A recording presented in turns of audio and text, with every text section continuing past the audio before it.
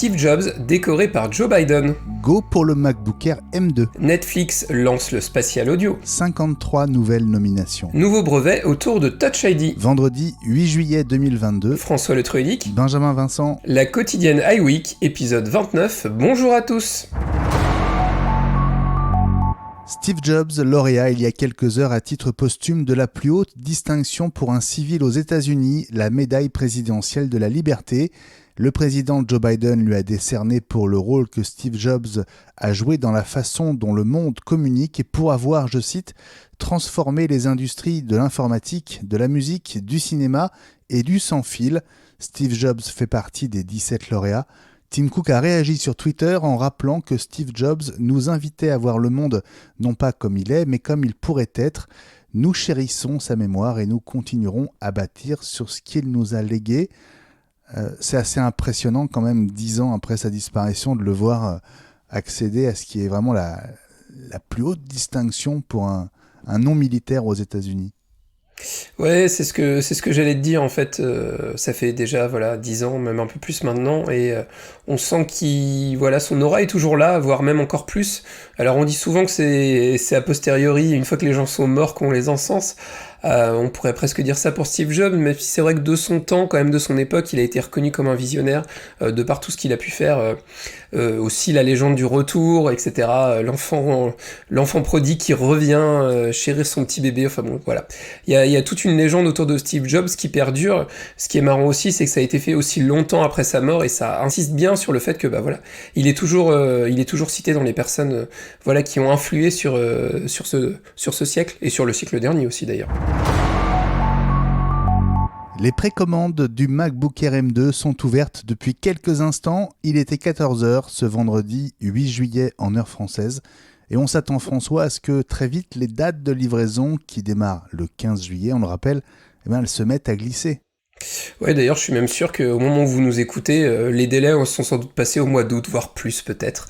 Non, c'est là aussi on va mesurer ce succès. Maintenant, comme d'habitude, on va mettre le petit bémol. On ne sait pas le stock qui est disponible, on ne sait pas la cadence de production. On a quand même dit qu'il y avait des problèmes avec la puce M2 et que ce MacBook Air était arrivé sans doute un peu trop tôt.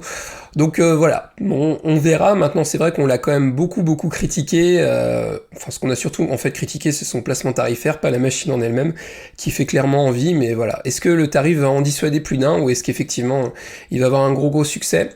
On verra. Moi je pense que le succès aurait été sans doute beaucoup plus important si le prix avait été un peu plus faible. Maintenant c'est Apple, il y a les histoires d'inflation, de pénurie, etc. Donc ça légitime un peu le prix, mais ça risque de quand même beaucoup influer sur le nombre de ventes. Le spatial audio arrive sur Netflix. Le déploiement va se faire progressivement, mais dès maintenant, vous pouvez faire une recherche en tapant spatial audio ou audio spatial dans la barre de recherche pour voir les films et les séries disponibles en son immersif, François. C'est bien, c'est une bonne nouvelle. Je t'avoue que j'ai toujours un peu de mal, moi, avec cette notion de spatial audio. Je dois pas être très sensible. On rappelle quand même, tu vas nous l'évoquer, il y a quand même pas mal de prérequis, et puis ça dépendra de vos équipements, de pas mal de petites choses. Maintenant, moi je trouve pas ça vraiment révolutionnaire. Je pense que ça vaut sans doute pas un vrai son 5 points à l'image de ce que peut avoir à la maison notre cher ami Eli. Maintenant, c'est toujours un plus. Ouais, tu as raison, les conditions pour en profiter, d'abord il faut régler la qualité du streaming sur haute ou sur auto. Il faut avoir un device, donc un iPhone ou un iPad sous iOS ou iPadOS 15.1 au minimum, ou un Apple TV 4K avec tvOS 15, et bien sûr des écouteurs compatibles. On rappelle la petite liste: AirPod 3, AirPod Pro, AirPod Max ou Fitbit Pro. Apple TV+, plateforme numéro 1 aux nominations pour les prochains trophées de l'Association des critiques d'Hollywood. 53 nominations pour Apple TV+, dont 12 pour Sévrance. 12 nominations aussi, François, pour Ted Lasso, et c'est la 2e année consécutive. Oui, on l'a dit souvent au début, alors c'est moins vrai aujourd'hui. On disait à l'époque qu'Apple produisait très peu de séries, mais de qualité. Aujourd'hui, il y a beaucoup plus de séries, mais je trouve que la qualité est quand même assez au rendez-vous.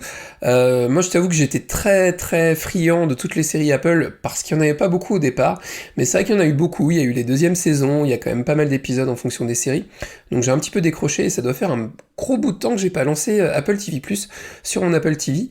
Mais il va falloir que je me lance et je pense que si Fabrice nous écoute, je vais éviter de redire que j'ai pas adhéré à sa série préférée, mais il faut vraiment, peut-être pendant mes vacances, je vais m'atteler à y jeter un coup d'œil. Et For All Mankind n'est pas dans les séries les plus nommées à ces trophées des critiques d'Hollywood dont le palmarès sera révélé le 14 août.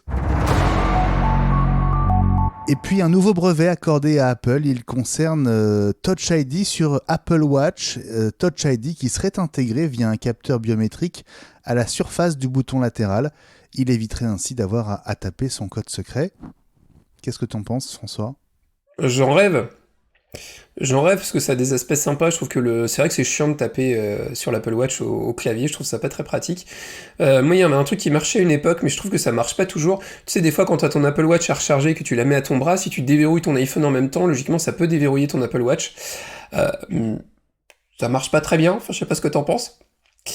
Mais ouais, tu hoches la tête, donc t'as l'air plutôt d'accord avec moi. Donc c'est vrai que voilà un petit capteur Touch ID sur le côté de la montre, ça pourrait être super pratique pour la déverrouiller. Tu vois, même pour payer sur l'Apple Watch, avec Apple Pay, c'est vrai que si tu la déverrouilles, il faut refaire le code, etc. Alors que là, t'aurais juste à cliquer sur le côté, ça pourrait être sympa. J'espère qu'Apple va vraiment le sortir. Ce serait vraiment cool, peut-être une nouveauté pour la prochaine Apple Watch au mois de septembre, sait-on jamais. La quotidienne iWeek. Reviens lundi.